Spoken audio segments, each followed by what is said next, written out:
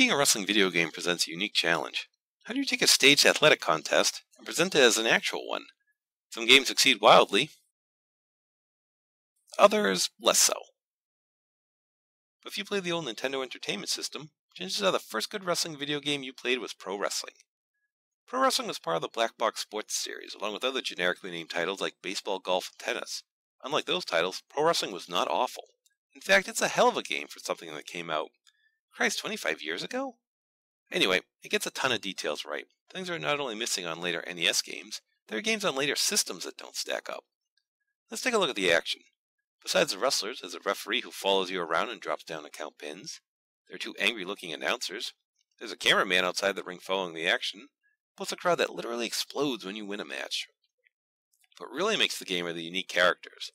Forget Rey Mysterio, most of us got introduced to Lucha with Starman.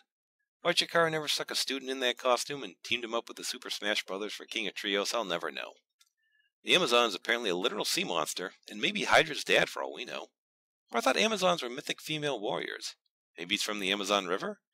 But the game doesn't have a hometown for him. That's like the Brooklyn Brawler being billed from parts unknown. I presume Kincorn Karn is a ripoff of Killer Khan, only extra yellow. Fighter Hayabusa is Antonio Inoki, only not Asian. And I presume King Slender is supposed to be Kerry Von Erich, but they gave the Iron Claw to Giant Panther. Maybe they didn't want to get sued. Anyway, the way you play is basically walk up to your opponent to grapple, then mash the A or B button in the D-pad direction to pull off a move. Okay, Fire Pro it ain't. But you have a nice selection of moves like pile drivers and suplexes. Plus you can punch and kick, do running moves like clotheslines, dive off the top rope, and even dive out of the ring. And believe me, there wasn't a lot of that going around in the mid-'80s. There aren't really reversals, but you can duck a clothesline or get out of the way of a top rope move if you're lucky. Plus the game makes you work over an opponent before attempting big moves. Try a pile driver too soon, it gets blocked. Try suplex too soon, it gets reversed. The game's best feature are the special moves unique to each wrestler.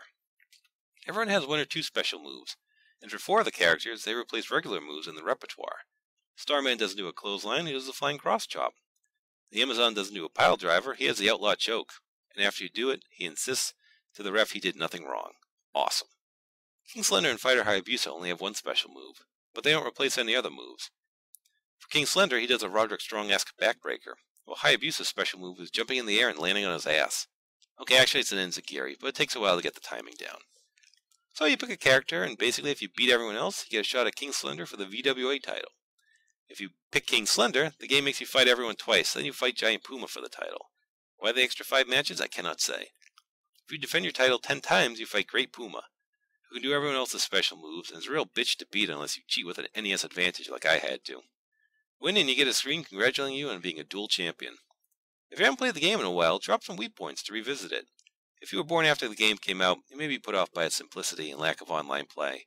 But remember, if you play pro wrestling, a winner is you.